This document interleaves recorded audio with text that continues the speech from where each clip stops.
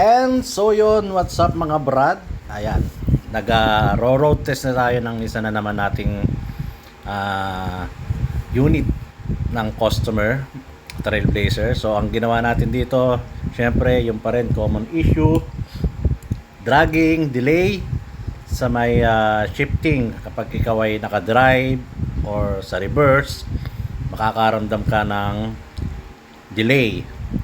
O minsan may dragging, and then pagka umaandar ka na, no, yung pagka gusto mong umovertake, pagpiga mong bigla sa silinyador o sa acceleration pedal, biglang tataas yung RPM.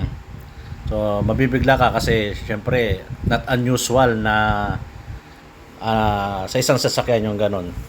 So eto, ginagawa natin to, no, every time na may customer tayo, after natin gawin, road test natin bago syempre i-turn over sa customer. So ngayon, habang nagro-road test tayo, wala man tayo nakitang or naramdaman na unusual, na abnormal na sa kanyang shifting.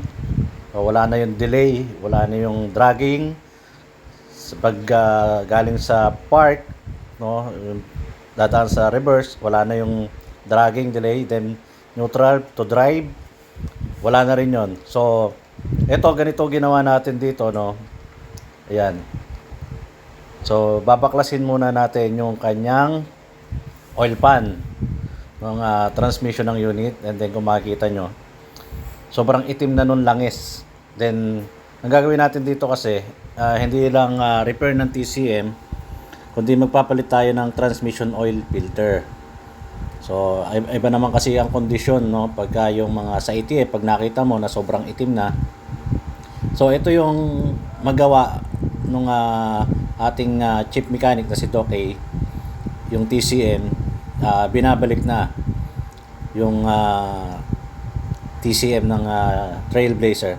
So ito, papakita namin sa inyo mamaya kung paano to ginagawa, no.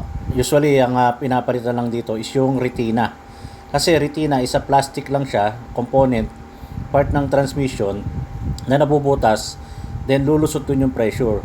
So ito nga pala, no, wala tayong ginagawa ditong update ng program, no. Hindi katulad nung sinasabi ng iba, kailangan pang i-update yung program. No, hindi na. Kasi wala naman tayong ibang ginalaw dito na program sa TCM, kundi nagpalit lang ng retina. So hindi mo na kailangan i-program pa, kasi alam nyo, yung mga update program na yan, mga additional ano na lang yan bayad Siyempre yung iba hindi naman nakakaintindi kung para sa inyong program na yun, basta sinabi ng mekaniko, sir, kailangan pa ng program na dito after ma-repair. Hindi na po. Dito sa amin, pagkagawa nung transmission, or yung TCM pala rather, ayan, pinapalitan lang natin dyan is retina. So sa amin, hindi na pinoprogram. Ewan ko lang po yung iba kung bakit kailangan pa i-program. Kasi iba naman kasi ang ano ng mekaniko, no? Pero dito sa amin, hindi na kami nagpo-program ng TCM. Kasi wala naman layo-layo niyan sa ano ng programming, no?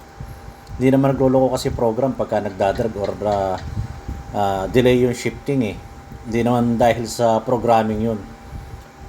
So nagde-delay siya at nagdadrag lang dahil yun nga, lumulusot yung pressure doon sa retina. So magpapalit ka lang naman nun So after magpalit nun, isalpak mo ulit. So okay na yan. Then road test. So ito nga pala yung mga ginagamit na na retina. Same din doon sa tinanggal natin na luma. So kung mapapansin nyo, ayun, diyan lumulusot yung pressure. Nababasag po yan dahil sa ilalim ng retina, merong isang bilog na plastic na tumutulak naman pataas. Kumbaga is parang stopper yan ng ng pressure ng fluid. So syempre plastic lang yung retina, kababangga sa lakas ng pressure, so nagkakaroon siya ng crack doon sa gilid. So once na nagkaroon ng crack yan, diyan nalulusot yung kanyang pressure. So yung itim na yan, pinapalatan din natin yan kasama ng retina, dahil nga syempre yan yung lock ng retina. So ayan, kasalukuyan tinatanggal yung lumang retina ng transmission. So yun lang po. Sa mga gusto magpagawa, message nyo lang po kami. Autodoxy lang. Then message nyo, then ibubuk namin kayo para magawa yung inyong mga problem. Yun lang po at maraming salamat.